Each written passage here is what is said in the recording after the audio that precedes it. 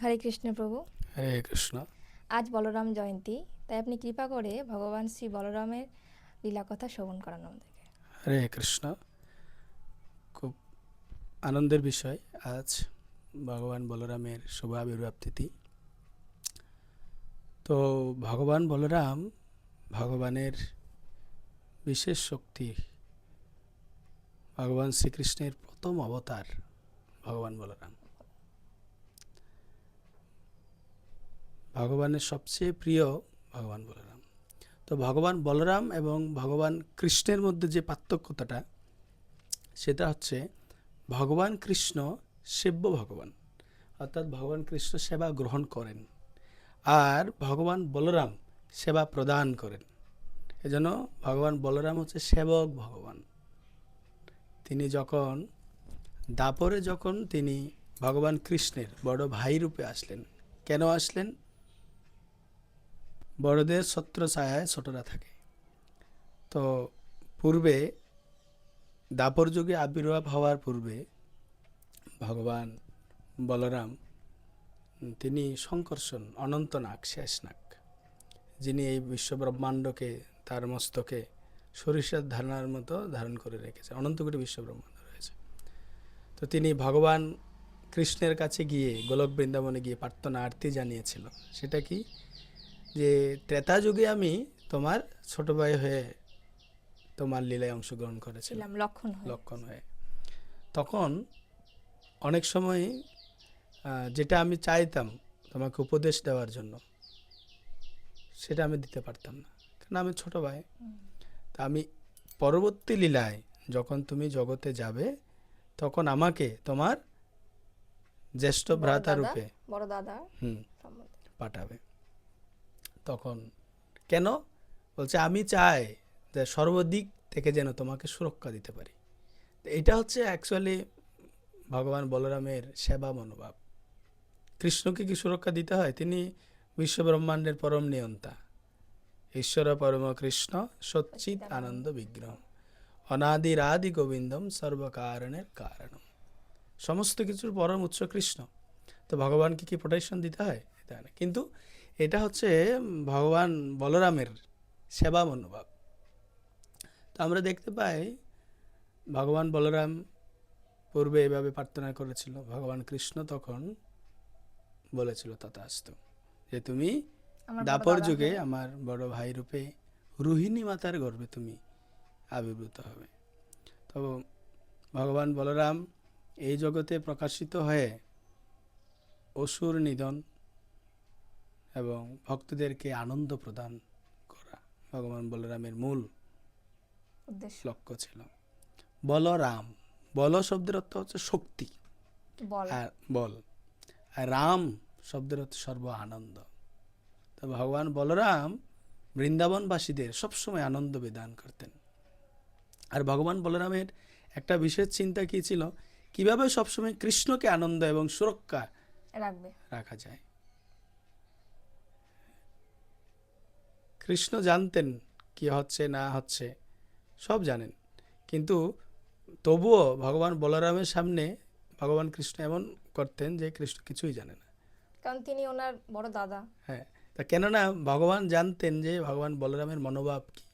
ভগবান বলরামের মনোভাব হচ্ছে সবসময় ভগবান কৃষ্ণের সেবা করা। পঞ্চরসে কৃষ্ণ সেবা করেন, তিনি সুরক্ষিত করেন সর্বদিক থেকে, এবং পঞ্চরসে সেবা করেন, 5টি রসে। সে 5টি রস কি কি? শান্ত, দাস্য, শোক্য, বাৎসল্য, মাধুর্য। ঠিক আছে? তিনি কখনো কখনো দেখা যায় ভগবানকে পূজা করছে, ভগবান বলরাম ভগবান কৃষ্ণের পূজা করছে। আবার কখনো কখনো দেখা যায় একজন সেবক দাসের মতোই ভগবান কৃষ্ণ যখন গোচারণে গিয়ে ক্লান্ত হয়ে পড়ে, তখন ভগবান বলরাম তার পা টিপে দেয়, পদ সেবা করে দাসের মতো। শোক্য দাস্য, শোক্য বন্ধুর মতো ভগবান বলরাম কৃষ্ণের কাঁধে হাত দিয়ে, কৃষ্ণ বলরামের কাঁধে হাত দিয়ে বিবিধ লীলাবিলাস করছে। তো এইভাবে দেখতে পাই সখারূপে। আবার বাৎসল্য, যখন ভগবান কৃষ্ণ গোচারণে গিয়ে ক্লান্ত হতেন, তখন ভগবান বলরামের কোলে মস্তক রেখে ভগবান কৃষ্ণ ঘুমাতেন।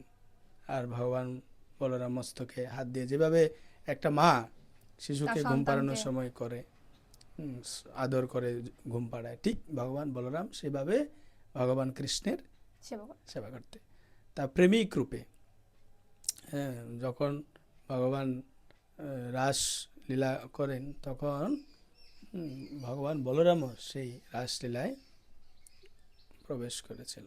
তো এইভাবে পঞ্চরসে ভগবান বলরাম ভগবান কৃষ্ণের সেবা করেন। সেবা। আর ভগবান বলরাম হচ্ছে আদি গুরু। আদি কিভাবে কৃষ্ণের সেবা করতে হয় সেই শিক্ষা ভগবান বলরাম প্রদান করেন। কলিযুগে সেই ভগবান বলরামই হচ্ছে নিত্যানন্দ প্রভু। তিনি আদি গুরু। সেই ভগবান বলরামে নিত্যানন্দ প্রভু রূপে এসে জগতে কিভাবে ভগবানের সেবা করতে হয়, কিভাবে হরিনাম করতে হয়, সাধুসঙ্গ করতে হয়, হ্যাঁ, সে কিভাবে পথ নাম দেখিয়ে প্রচার করতে হয়, সব কিছু নিত্যানন্দ প্রভু শিখিয়ে গেছে। শিখিয়ে গেছে। তো ভগবান বলরাম আদি গুরু রূপে আমাদের এটাই শিক্ষা দিচ্ছেন, কিভাবে কৃষ্ণের সেবা করতে হয়। অর্থাৎ ভগবান নিজে শিখাচ্ছেন কিভাবে তিনার সেবা করে তিনার ধামে ফিরে যেতে ফিরে হয়। যেতে হবে। তো ভগবান বলরাম সর্বক্ষণ কৃষ্ণ চিন্তায় থাকেন, সর্বক্ষণ। যখন ভগবান কৃষ্ণ আবির্ভূত হওয়ার পূর্বে দেবকী মাতার গর্ভে প্রথম সংকর্ষণ ভগবান বলরাম রূপে গর্ভে প্রবেশ করেছিল। তো কংস মনে করেছিল যে প্রত্যেকটি সন্তান হলে কংস হত্যা করত, একে একে 6 জনকে হত্যা করেছে। তো সপ্তম কে ভগবান বলরাম, ভগবান বলরাম। দেবকী মাতার গর্ভে। সেই মতো অবস্থায় যোগমায়ার মাধ্যমে বলরামকে কি করেছিল, দেবকীর গর্ভ থেকে রোহিণীর গর্ভে স্থানান্তরিত করা হয়েছিল। কর্ষণ এভাবে নিয়ে কর্ষিত করে স্থানান্তরিত করা হয়েছে। এই জন্য ভগবান এক নাম সংকর্ষণ। সংকর্ষণ। তারপর ভগবান অনন্ত নাগ রূপে দেবকী মাতাকে সুরক্ষা প্রদান করেছিল। কংস যখন গিয়েছিল মারার জন্য, তখন দিব্য যে জ্যোতি, সেটা থেকে সে ভয় পেয়ে গিয়েছিল। সংকর্ষণ ভগবানের ক্রোধাগ্নি সে দেখতে পেল। তখন ভগবান বলরাম রোহিণী মাতার গর্ভে বড় হতে লাগলো। আর রোহিণী মাতা অন্যদিকে সবাই খারাপ ভাববে বলে তিনি চিন্তান্বিত হয়ে পড়ল। তখন আশ্রয় গ্রহণ করলো কার? তাদের যে কুলগুরু সান্দীপনী ঋষির আশ্রমে গিয়ে তখন রোহিণী মাতা, যশোদা, নন্দ মহারাজ গিয়ে এই রহস্য জানার চিন্তা করল। তখন সান্দীপনী ঋষি ধ্যানস্থ হয়ে তিনার গুরুদেব গর্গমুনিকে স্মরণ করলেন। আর গর্গমুনি সেখানে উপস্থিত হলেন। উপস্থিত হয়ে তিনি জানালেন যে এই যে গর্ভস্থ শিশু, তিনি সাধারণ কেউ নন। আর এই যে কার্যকলাপ, এটা মহামায়ার দ্বারা গঠিত নয়, এটা যোগমায়ার দ্বারা। ভগবানের ইচ্ছায় দেবকী মাতার গর্ভ থেকে ভগবান বলরামকে রোহিণী মাতার গর্ভে স্থানান্তরিত করা হয়েছে। তারপর তখন তারা শান্ত হলো, বুঝতে পারলো বিষয়টা। তো এভাবে রোহিণী মাতার গর্ভে ভগবান বলরাম এই জগতে আবির্ভূত হয়। যে রোহিণী মাতা বসুদেবের জ্যেষ্ঠ পত্নী, অন্য আরেক পত্নী। হ্যাঁ।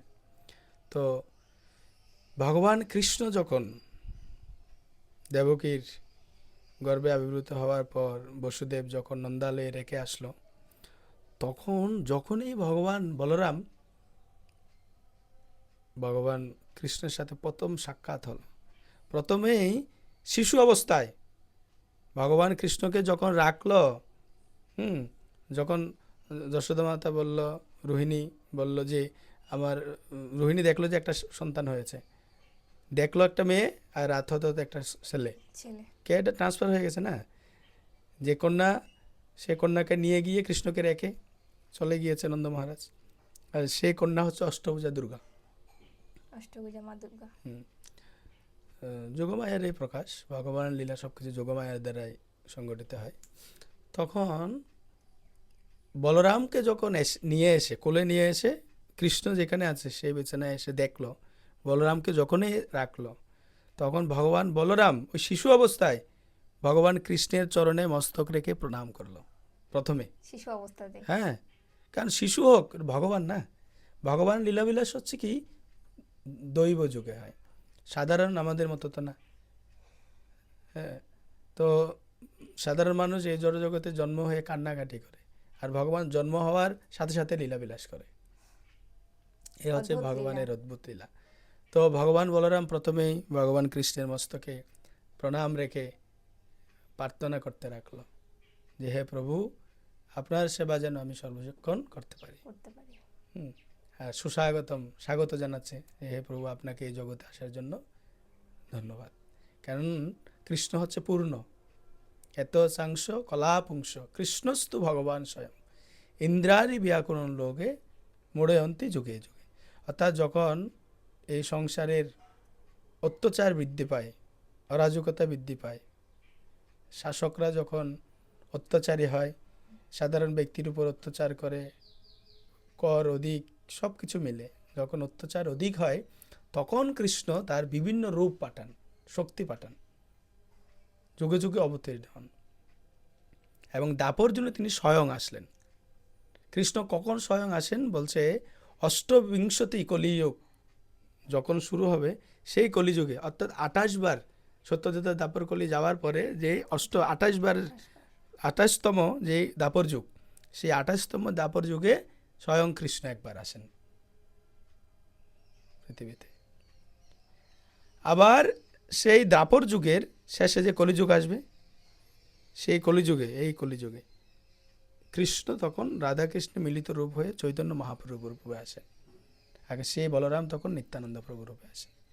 তো ভগবান বলরামের অনন্ত মহিমা আমাদের জন্য যেটা বিশেষ শিক্ষা আজকের দিনে, সেটা হচ্ছে সেবা মনোভাব। সেবা মনোভাব। হ্যাঁ, কিভাবে আমরা ভগবান কৃষ্ণের, শ্রীমতী রাধারানীর দিব্য সেবায় নিজেকে সর্বক্ষণ যুক্ত রাখবো, রাখতে পারবো। এই শিক্ষা প্রদান করছে কে? ভগবান বলরাম। 5টি রসেই তিনি ভগবান কৃষ্ণের সেবা করেছিলেন। তা আমরা অন্তত পক্ষে ভগবানকে অনুসরণ করে যদি প্রচেষ্টা করি, ধীরে ধীরে শান্ত দাস্য এই দুটি রসে অন্তত পক্ষে সেবা করার চেষ্টা করি। দাস, আমি কৃষ্ণের দাস। একলা ঈশ্বর কৃষ্ণ আর সবে বৃত্ত, যারে জয়িছে না চায় সেই তৈছে করে নিত্য। একমাত্র কৃষ্ণই হচ্ছে প্রভু, আর সবাই আমরা কৃষ্ণের দাস বা সেবক, সেবিকা। তো এই মনোভাব নিয়ে যখন আমরা ভগবানের সেবা করব, তখন ভগবান বলরাম অত্যন্ত প্রীত হবেন, প্রসন্ন হবেন। তা আজকে বলরাম জয়ন্তীতে সকলকেই কৃষ্ণপ্রীতি শুভেচ্ছা, অভিনন্দন এবং বলরাম জয়ন্তীর শুভেচ্ছা রইল। সকলেই ভগবান বলরামকে অনুসরণ করে কৃষ্ণ বলরামের সেবায় যখন আমরা যুক্ত হব, রাধাকৃষ্ণের সেবায় যখন যুক্ত হব, তখনই আমাদের মনুষ্য জীবন সার্থক হবে। মনুষ্য জীবন পেয়ে রাধা কৃষ্ণ না বুঝিয়ে, জানিয়ে শুনিয়ে বিষ খায় না। মনুষ্য জীবন পেয়ে যদি আমরা ভগবানের সেবা না করি, জেনে শুনে বিষ খাওয়ার সমান। একটা ভজনে বলা হচ্ছে, অদনে যতন করি ধনতে আগিন। অধনকে আমরা যত্ন করি। অধন কি? যেটা শরীরের জন্য করছি, ভোগবিলাসের জন্য করছি, অট্টালিকা, ধন সম্পত্তি, এটা আমাদের সঙ্গে যাবে না। আমাদের মূল ধন হচ্ছে কৃষ্ণ প্রেম ধন। এই কৃষ্ণ প্রেম ধন লাভ করার জন্য কয়জনে বা আমরা প্রচেষ্টা করি? এজন্য বলছে, অধনে যত্ন করি ধনতে আগিন। তে কারণে লাগিল যে কর্মবন্ধ ফাঁস। যার কারণে আমরা এই জড়জগতে বারবার কর্মবন্ধনে আবদ্ধ হচ্ছি। এমন গৌরাঙ্গের প্রেমে না কাঁদিল মন, মনুষ্য জনম গেলয় কারণ। এই মহাপ্রভুর কৃষ্ণ নাম, মহাপ্রভুর সেবায় কৃষ্ণের সেবায় যদি আমরা যুক্ত না হয়, এই মনুষ্য জীবনটাই বৃথা। এজন্য ভগবান বলরামকে অনুসরণ করে, ভগবান বলরামের কৃপা প্রার্থনা করে আমরা যেন ভগবান বলরাম এবং ভগবান কৃষ্ণের সেবায় সর্বতভাবে যুক্ত থাকি। আর মহাপ্রভু যে আমাদের কৃষ্ণ নাম দিয়েছেন, এই কৃষ্ণ নামে ভগবান বলরামও আছেন, ভগবান রামও আছেন, ভগবান কৃষ্ণও আছেন, শ্রীমতী রাধারানীও আছেন। হরে কৃষ্ণ, হরে মানে শ্রীমতী রাধারানী, শ্রীমতী রাধা। কৃষ্ণ সাক্ষাৎ কৃষ্ণ, রাম ভগবান বলরাম বা রামকে বোঝায়।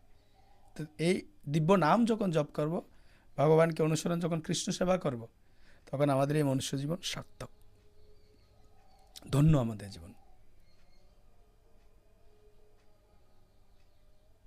তা আমাদের এটাই শিক্ষা ভগবান বলরাম কাছ থেকে, তিনি আদিগুরু।